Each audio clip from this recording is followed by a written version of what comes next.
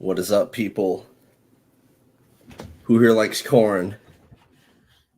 Any Midwest corn enjoyers here? Yeah, Mr. 5 Cents. I know he likes corn. Yeah. This is a taco only pod, so we're gonna get a little bit silly in here. I will let you guys know I've been I've been sick as hell. I've been sick as hell all week. Getting over it now though. Go enjoy myself. Hell yeah, some more corn enjoyers. We love some corn. I do like this version of corn a lot. Big corn fans. It was very sad that Jennifer Jo Cobb's not in this race, but nonetheless, got a race to break down. Brand new race. Well, new to some, kind of new to everybody. Maybe not new to Ross Chastain because he drove this track yesterday, but yeah, Iowa. So, what is Iowa? It's kind of unique. We haven't been here since the Xfinity Series. Used to go here twice a year from 2019 on back. But they've done a partial repave to the inside of the turns here and the exits. And it's kind of made it a bit screwy. Along with the tire, I think there've definitely been some trends we've noticed. A lot of tires going poof. So there are three drivers, Larson, Bell, and Keselowski from Chevy, Toyota, and Ford, respectively, sent out to test this tire at this track back in May, and they decided the North Wilkesboro primary tire was the way to go here, and it created some pretty good racing yesterday. This track was fun to watch, although there were 8 tire blowouts, and we saw something similar in practice. We had like 6 tire blowouts in practice, so a lot of panicking, a lot of worry.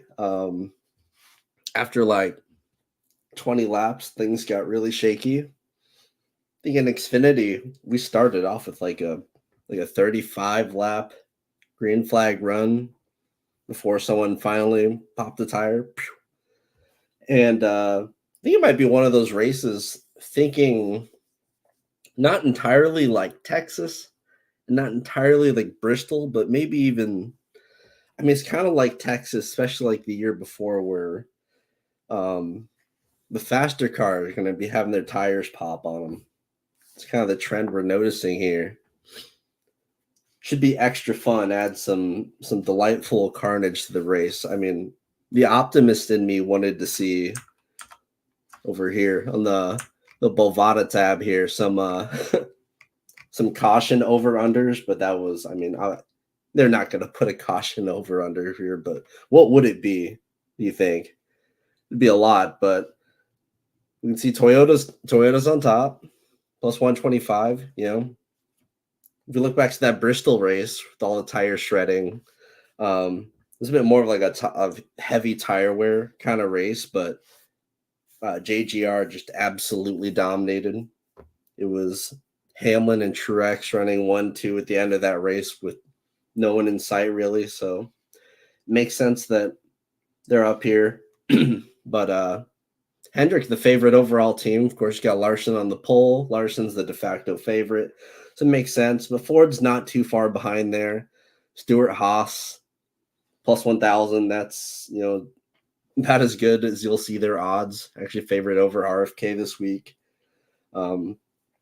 Penske up there at plus 550. Blaney starting second. Logano, it's been very good at this track type and what have you. So there's odds I like to look at every Sunday morning. But yeah, this race here. So something I want to stress here is that the projections, you almost got to treat this like it's not like Daytona, right? It's not like Talladega. it's a completely different flavor of carnage where it's going to be more quantitative carnage. Like it's going to be, what do we think? Like anywhere between like 10 and like 15 cautions, maybe. Okay, maybe not that many, but there'll be a lot. There'll be a lot of cautions, and they're going to be just guys blowing their tire out and hitting the wall violently and ending their night. It's kind of what we saw over and over in Xfinity yesterday. The weird thing about this tire compound they got going on is if you get lucky, you get yourself a good pair of tires. They kind of get faster as they go along. You could get a good pair and have it go for a while, and you get some pretty good speed out of it. They're faster than the slicks a lot of the time.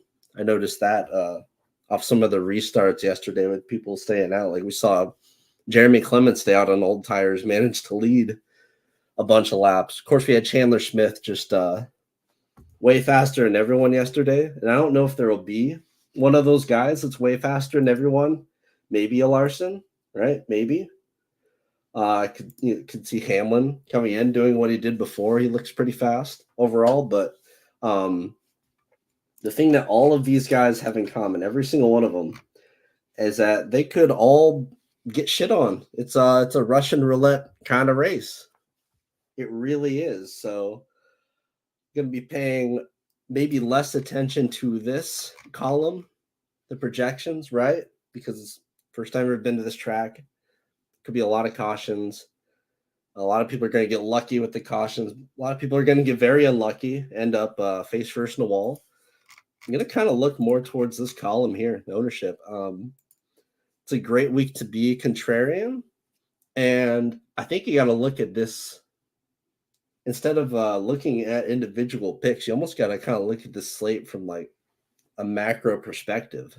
So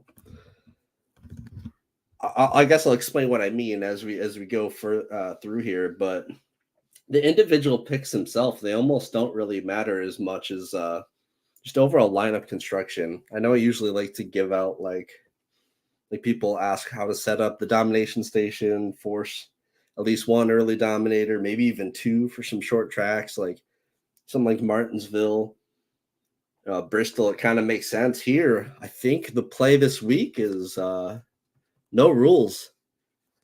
And the reason being, these tire blowouts seems like they're happening to cars that opt for a more aggressive setup and are fast earlier. I could see a situation where someone like Kyle Larson leads all the early laps.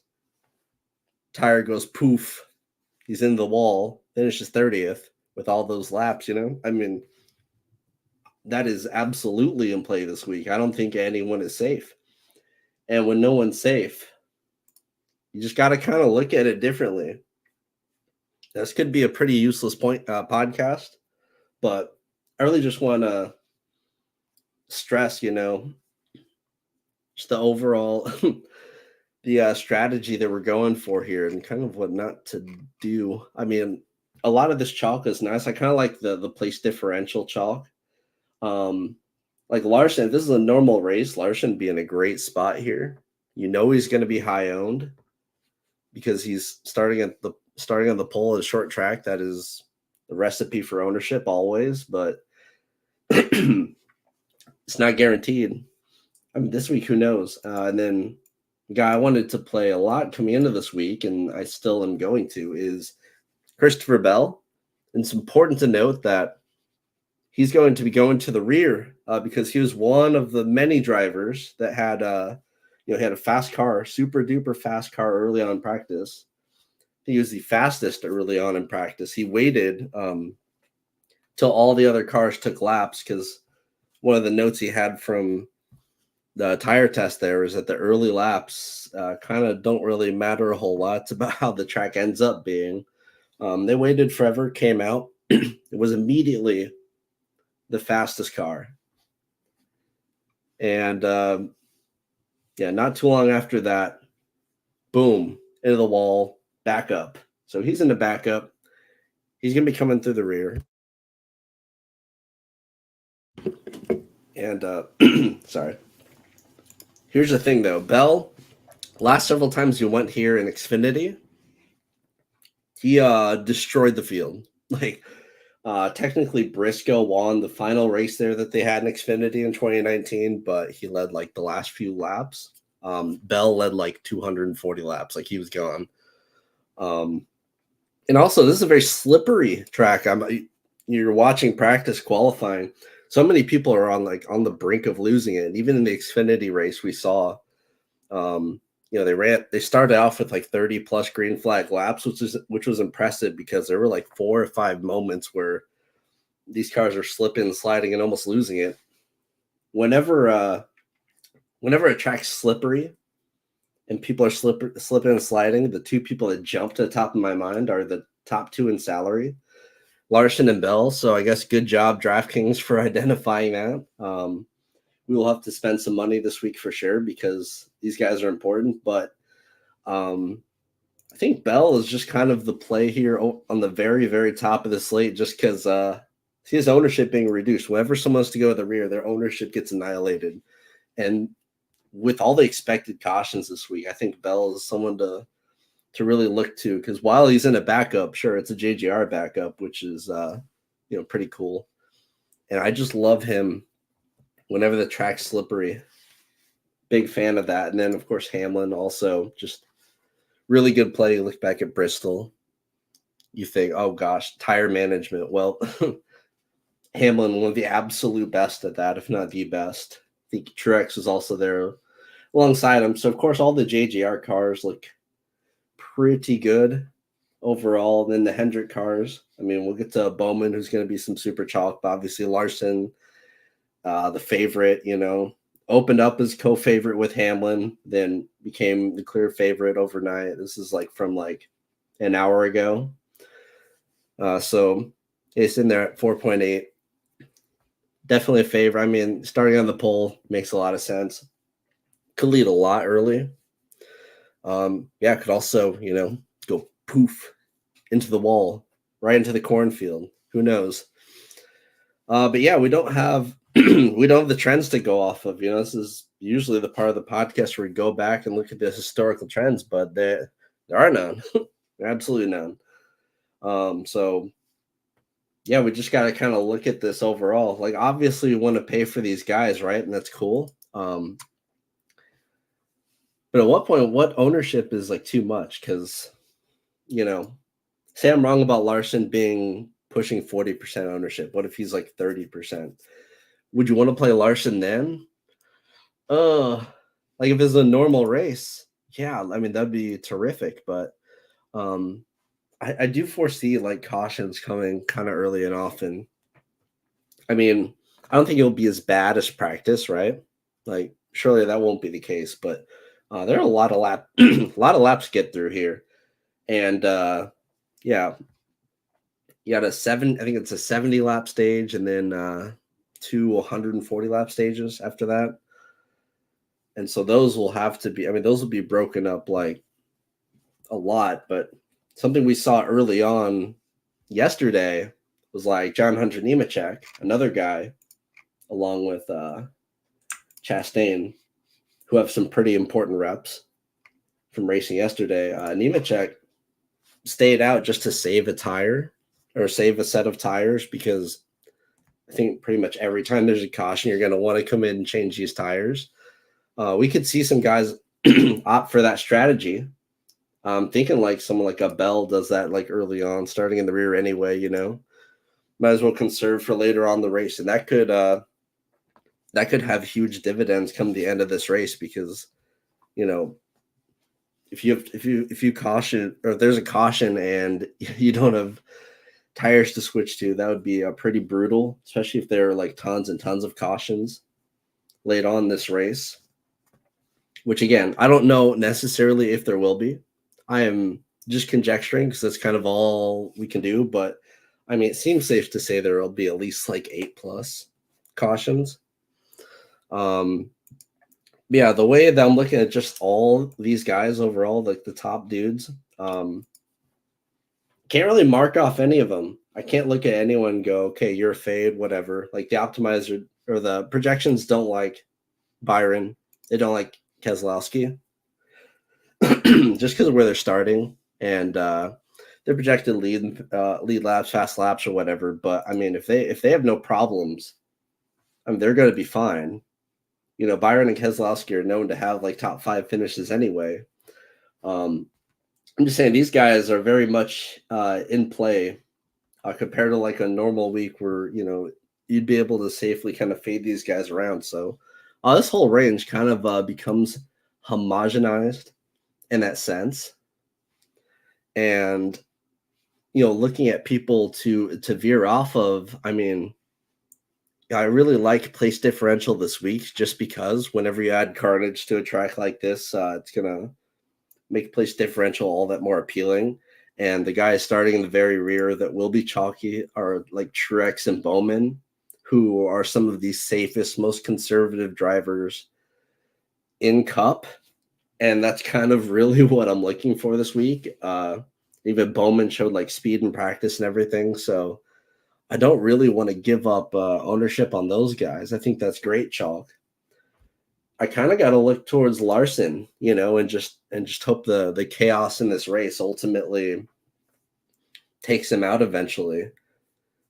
I mean, yeah, that's that's how you got to kind of look at that, because you know, if you're paying 11K for Larson and he's going to be about 40% owned, is he optimal 40% of the time? It's probably close, right? Because he's probably going to wreck out or get fucked up in some way a solid like 30% of the time we run this race. And then you got to also factor in all the outcomes where he just has a mediocre race, maybe goes backwards a little bit, maybe leads early, but it doesn't have the best finish. I mean, there are a lot of ways that the Larson play could not work out. Granted, he's in the best spot of anyone, I think. So he's going to project out the best. And then Hamlin kind of right behind him with a decent starting spot, not having to go to the rear. And just a great history of this track type, you know, like no DNFs really. Same with Larson, right? So, I mean, everything kind of points towards them, but, you know, they're going to be super high owned again. You're gonna have to apply your own like personal flair to how you're going to attack the slate. I'm just saying, can't really count anyone out this week, and you can't really rely on anyone this week. It's a kind of a brutal slate, really. And again, it's just an unknown. So whenever you go to these first time tracks, you know, it's hard to exactly know what to make of them. I mean, maybe you look more towards. I mean, you can make a case for like a Byron, right? Showed nothing in practice really. Then qualified 4th. With it being a newer track, you know, these sim style guys may have a bit of like an edge, I guess. We didn't really see that in Xfinity, but you know, usually Byron being slow in practice, starting 4th, and not really being one to push for lead laps. Like he didn't lead at all at Richmond, Phoenix, but yeah, I'm going to be playing him significantly more than I would at like a regular short flat track where he's now what, 17 in odds, like pretty bad compared to the guys around him. But again, just, you know, if his ownership's going to be on the lower side, if optimizers are not going to use him, I think he could actually be a valuable play to get in this week. Blaney, one of the favorites, of course, didn't open up as one of the favorites, but just kind of became one of the favorites when he qualified 2nd. And, you know, if you extend this history back to 2022 as well, like he's been kind of extraordinary at the short and flat tracks, just like Logano has been when it comes to just good finishes. Got the win at Martinsville, which is cool, I guess, but just kind of a top 5 machine, Logano especially. Yeah, his odds kind of stick out. I think his ownership it'll be respectable. It'll be all right. I think he's a better play on FanDuel for real, but Logano kind of strikes me as interesting here because he's got Chalk Truex right there to take the ownership from him. 9,300. Again, dude's a top 5 menace at these tracks. The practice times are middling or whatever, but yeah, Logano, again, Not going to be like super huge over or under some of these plays here, because again the whole range is kind of homogenized. But Logano, if we're looking at ownership, like it's going to be at like on the lower end, especially with Truex right there. Blaney, his appeal is going to come from like Larson being bad on the restart. Like yesterday, for example, we had Austin Hill be given the pole, and then you had Allgaier going from 4th to 2nd because we had SVG go to the rear, right? And then Allgaier just absolutely smoked him on the restart. And the difference, obviously, is that qualifying was rained out yesterday. So it was set off in an order.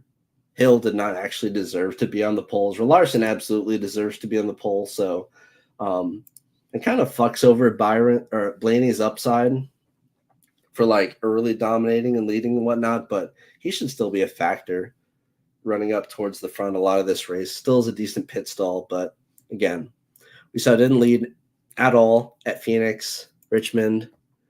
He did get some fast laps though, so I mean that's cool, but I'd be more interested in Logano when it comes to these Penske guys, personally.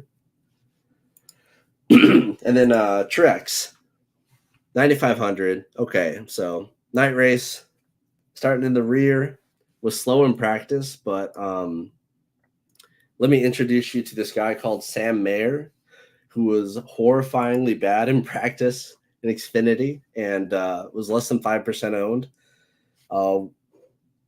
His team, like it was kind of showcased in the practice session. His team was just saying it's so fucking bad. We don't even know where to start with this thing. Did they just dump the whole scheme and did they just grab like a teammate setup and just throw it in when they got thrust into a top 5 starting position via the order, or via the algorithm that set the order, instead of them having a qualifying session because it's rained out? Who knows? But Mayer ended up running top 5 all race, just kind of survived while everyone around him that was faster than him just blew up or had tires go down, had issues. He just kind of ended up winning. Perfect example. So, yeah, Truex starting back in 31st. It's going to be chalky. That's the problem. It's such a nice chalk, but man, starting back in 31st, maybe a narrative of him just being slow will keep his ownership down a bit. Like maybe I'm wrong. Maybe he's in the 30s. That'd be awesome. I'm kind of hoping that's the case because I really do want to play Truex here. They got a night race with a changing track, especially one with like unknown conditions. I see that being very beneficial for Truex. And I mean, you look here, he absolutely destroyed Richmond, Phoenix. Obviously, he's not really going to get those lead laps, fast laps here.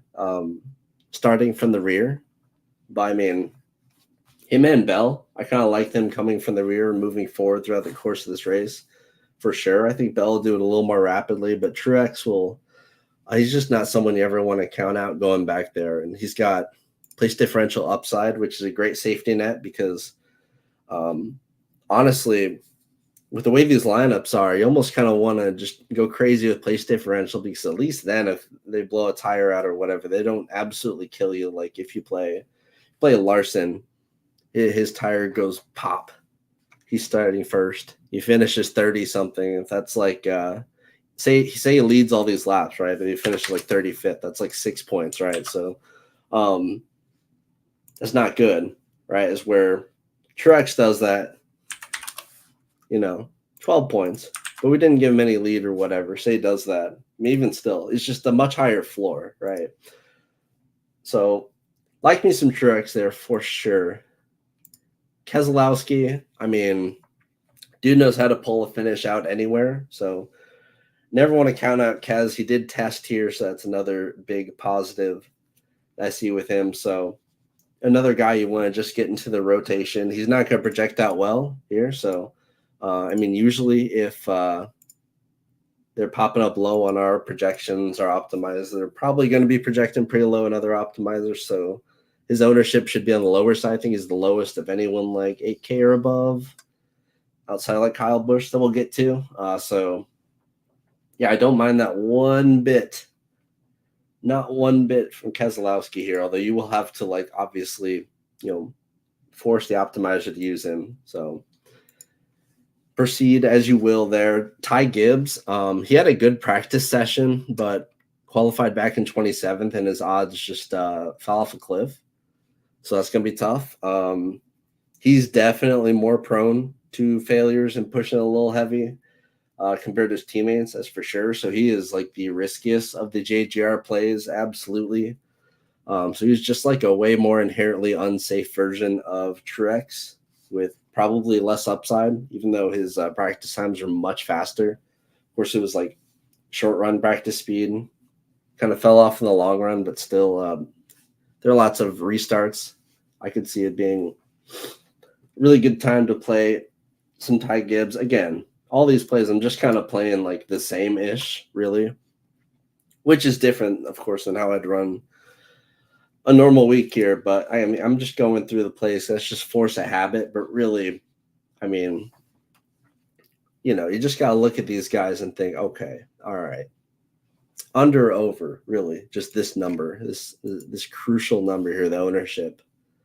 And another guy here that really stood out in practice, especially like early on before Bell came out and made laps, was Reddick. Reddick was looking very fast, and he's been perfectly fine. Top 10 at all the short and flat tracks. And yes, I threw Gateway in there. Just trust. Gateway is pretty fucking similar to what we're going to be looking at here with Iowa. just believe me on that, K. So he's been running on the lower half of the top 10s, like Martinsville, Richmond, Phoenix. I do like Richmond and Phoenix more than Martinsville, mind you. Just keep that in mind. Yeah, these two races are a bit more important, but yeah, we see him we see him running 10th, both those spots. This is not really a great track type for him, but he has shown some speed. Now, if it was like Iowa of old, where there was actual like multi-track or multi-groove action going on, now would be kind of more stoked to play some Tyler Reddick, but his price has been reduced a good amount. He opened as the third favorite, which is kind of crazy. But yeah, his odds have fallen back quite a bit, despite him qualifying decently. Just some other guys have gotten a lot more traction, like the Hendrick guys and whatnot, but still a decent play. I do like what he did at Phoenix. He did lead a lot of laps at Phoenix, and that's probably the most similar track. I think the most similar track is still New Hampshire, but we haven't been there in like a year at this point, so it's hard to use New Hampshire data. Then we go on to Chase Elliott here. Chase has been underperforming like a motherfucker, but where did he win? He won at Texas. What happened at Texas? All the guys that are better than him got shit on and had their tires blow up and they exploded. And eventually enough cars that are better than him got fucked up to the point where all he did was chill, survive, have a decent finish, which he's always capable of doing. And just end up in first there. So was he the fastest car at Texas? Hell no. But was he able to use the power of a shitty repave and tires exploding to his advantage? Absolutely. And that could be a thing here for sure. The practice times are good, and Hendrick does look kind of fast across the board. So Chase Elliott 8.7 would usually be a fave for me, but this week, like pretty much everyone else, thumbs up. Sure. Use some Elliott. Why not? Chris Buescher, slowest fucking practice. Guess what? Thumbs up. Who cares? Because starting 15th, if anyone can over finish, it would be an RFK car. That is the official team of over finishing. So is this concerning? Sure. But, is he one of the more conservative drivers in all of Cup? Yes, absolutely. And does he know how to pull finishes out of his ass and get really lucky on pit strategy? He sure does. So, yeah, put him in there. Chris, Busher is a certified corn man.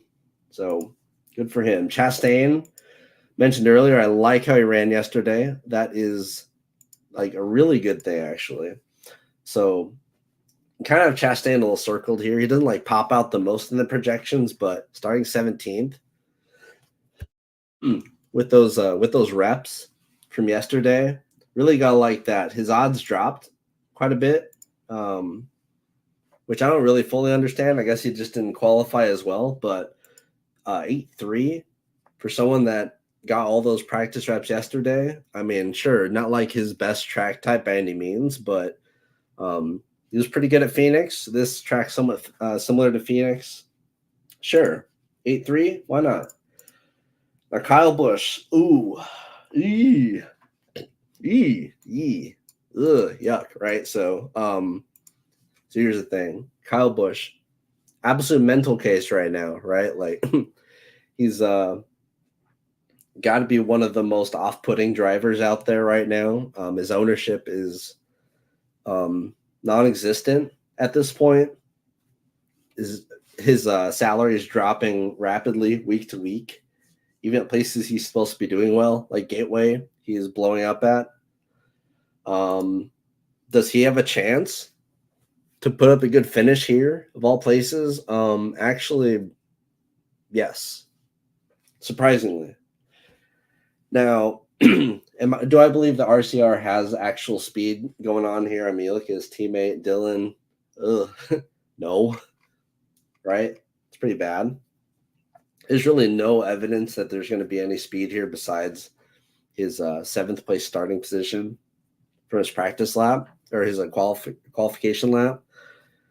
Now, 16th at Martinsville is his best finish at a short flat track this year, right? He has been much faster in the intermediate package. He's shown pretty much nothing. But you look at his 7% ownership, which I think should be pretty accurate. That would be the reason you play him. So he's kind of like that single entry sort of play, whatever, right? Look, I'm literally going to at this guy, right?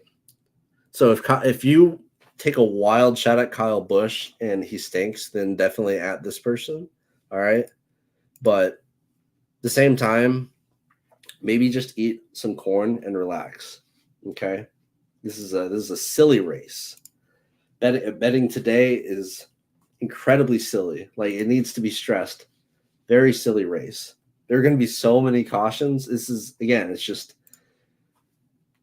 like Talladega if the big one was just spread out throughout the race and sprinkled like how you would sprinkle corn seeds into a cornfield. So Josh Berry, another crop. Someone's popped up, obviously big time, qualifying third, going from 100 to 23 in the odds.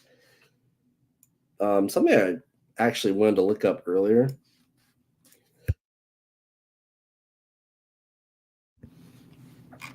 So this metric, it looks at guys based on their average driver rating and how they run at this track type compared to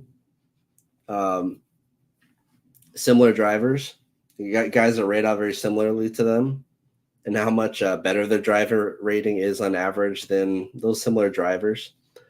You can see here, there's a lot of this makes sense, right? You've got the JGR guys, the Toyotas. You've got Logano on top, who has been, again, just awesome at this track time, right? You've got Ryan Preece, the well and modified guy that's specifically good at like short and flat tracks, makes a ton of sense. Josh Berry, short track guy, makes sense, right? So again, these guys kind of specifically have like skills here. And I guess on the other end, you have Austin Cindric because he's terrible, right? And yeah, LaJoy, who's wrecked out of every single race. Right. So yeah, again, so this is all set up just to say that Barry, quite good at these tracks. Starting third, right? We even saw when he subbed for Chase Elliott and put up the 10th at Phoenix, second at Richmond. Like, he's very capable of some good runs here. He's wrecked out of a lot of them this year, but he's still very capable overall of putting up good runs if he can actually finish the race, which he might not be able to because the tires, they'd be exploding. But yeah, Barry at 7-8, starting in third. Oh, I mean, that's the hard part because I really doubt you see him leading laps, right? But Stuart Haas overall, we're gonna see as we go through here, surprisingly sporty this week for real. So starting third, that's probably more playable on FanDuel, but it's even though he's like almost pushing 8K at this point, still someone to perhaps consider. Who knows? Bubba Wallace, you saw him kind of also pop up as a guy that's been pretty good the short tracks comparatively. He still strikes me as a very mediocre play, so I guess if there any week to play like a mediocre play, it makes sense. But this range also is like kind of hard to get to this range because like Bowman makes a whole lot of sense, but when you're constructing lineups, you kind of want to focus a bit more on like this upper echelon of guys that can like actually lead laps and do stuff, and this isn't really the best range for that. So like Cindric at 7.5 is ridiculous, right? Let's get that out of the way. Like starting 21st, like outside of this fluke finish here at Gateway because Penske is just randomly like ultra fast at Gateway. Other than that, it's been a tragedy. He's 100-1. Like, yeah, I'm not gonna be playing Cindric. But Briscoe, however, dude's been kind of a top 10 machine at short flat tracks, along with just Stuart Haas overall. So this is like the one spot where they're really competitive. Starting sixth, of course, that's an issue, right? Maybe it's a slightly more palatable version of the Barry play, but very similar in both projection. I have them both projected for the same value and ownership. They're projected for about the same ownership. So really the only difference is that Briscoe is a little cheaper, but I mean, gun to my head, I'm probably taking Briscoe over Barry ultimately.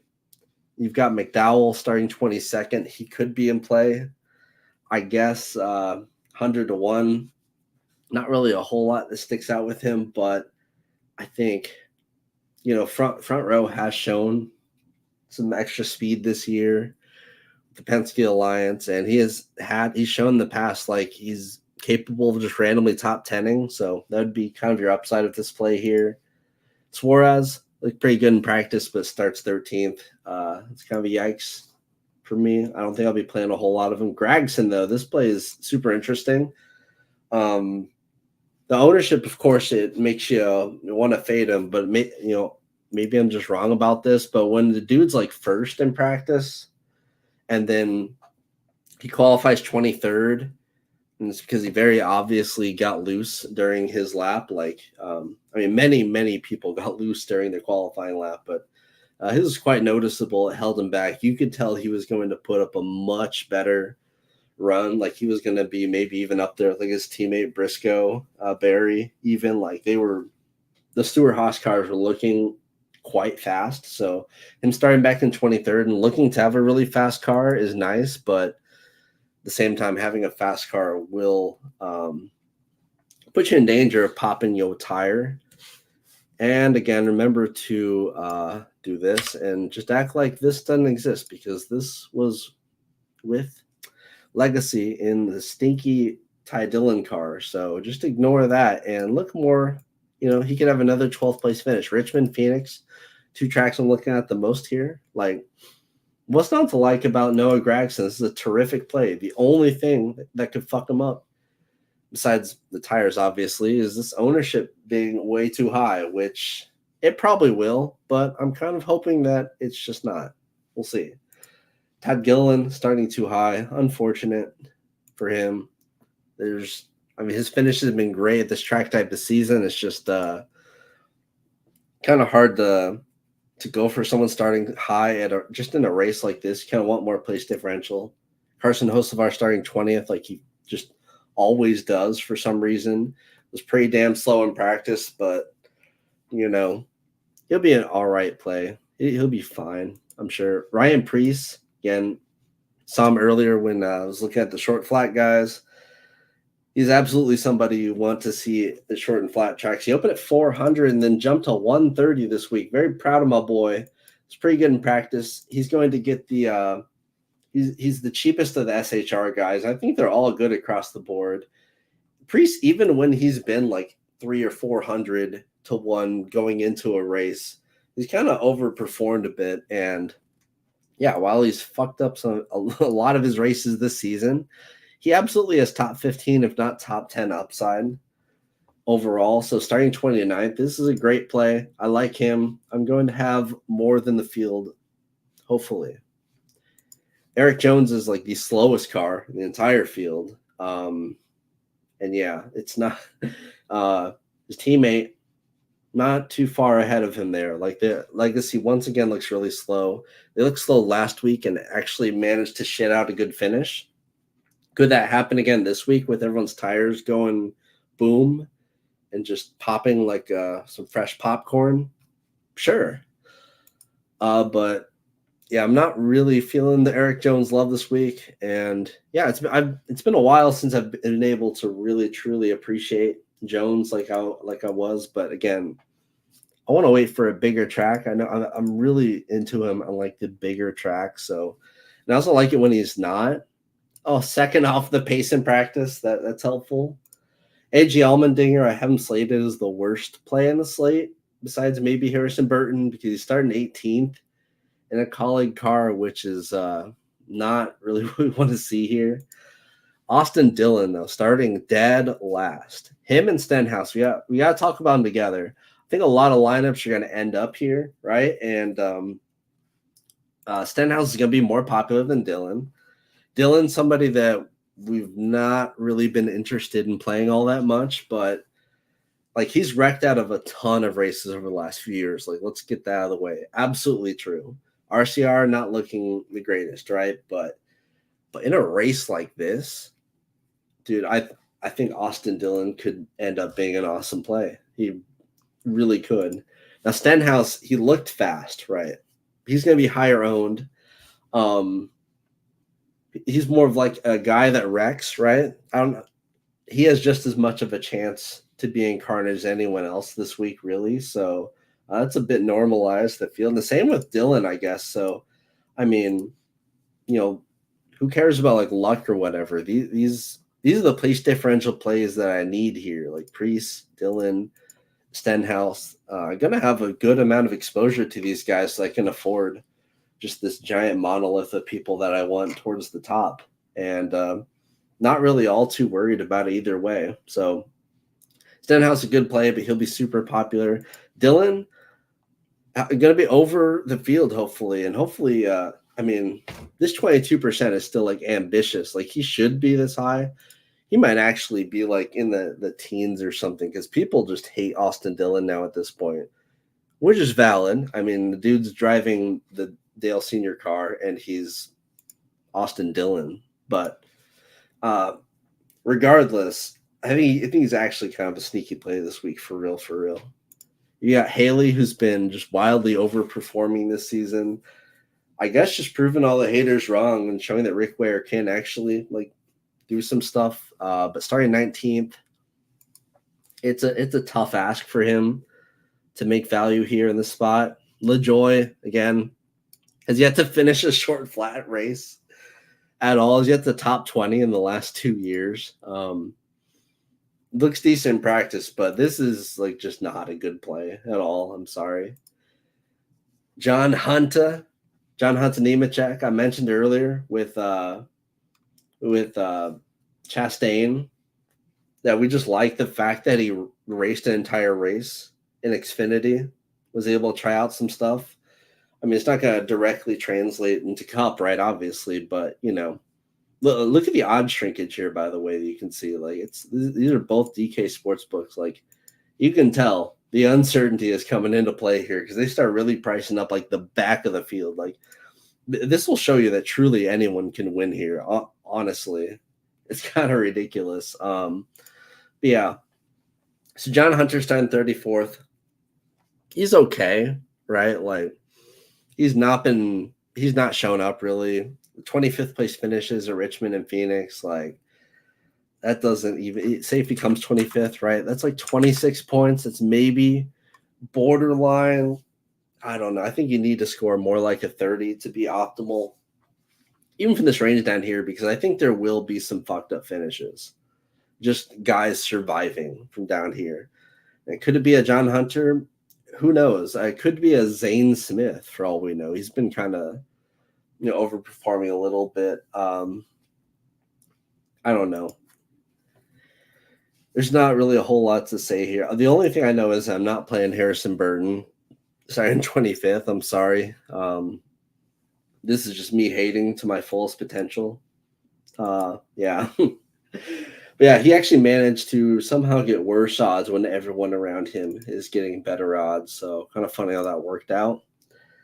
Daniel Hemrick starting 30th. I think he's playable. Sure, he's shown like the ability to survive some races, and very conservative driver, which we're kind of looking for, especially in like a place differential guy this week. Don't mind the conservative drivers one bit there. And then Kaz Gralla, always a tough ass, but yeah, probably not gonna play much Gralla. Yeah, that'll do it for the top to down of the sheet now. So you have my thoughts on all the picks. I know it's lame. I don't have any hard stances like, yo, this guy is going to win the race. Yo, this guy is a fade. He's going to suck, because honestly, I'm just being realistic with you. So many unknowns on the slates. Goodyear is just brutal. I know that Hoosier tires would never have such an issue because they are just superior. So, but we got what we got for this race. We've got to attack it with like a different style. Love me some place differential. I don't even care about dominator rules. Let it be known. But as always, I'm forced to make a pick to win here. And I think I'm 100% sticking to my guns and disregarding the fact he has to come for the rear. Christopher Bell, I'm sorry, this track is too slippery. It's too gross. It's too, I don't know. It's just too built for Christopher Bell. I see him coming from the back either via strategy or via speed or both. And I think he'll end up factoring in come stage 3. I do like for him to compete for a win here. So even though his odds are among kind of the best here, it's still a bold enough take, because the dude has to start from the rear. But with so many cautions slated up for this race, I almost don't really care. So there's my piece on it. I've said it, And happy Father's Day to all the dads out there. Bit of a sad dad this year, just because my kids are about to be flying over the Pacific Ocean.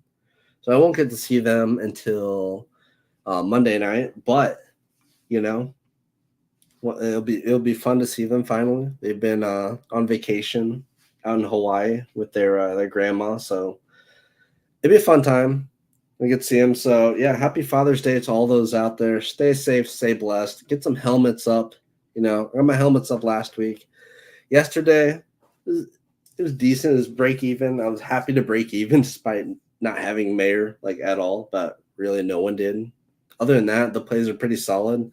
The chalk actually, honestly, kind of came through. It was just a few, like the fourth chalk guy ended up bombing out, and a lot of like the 4th through 10th place chalk guys end up not doing well. But really, the chalk of the chalk yesterday was surprisingly decent. So I wouldn't be too scared of chalk this week, especially place differential chalk. Just, I would not have too much exposure to any one driver unless you're just,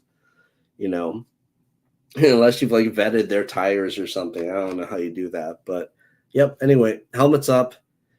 Good luck. Enjoy some corn. See ya.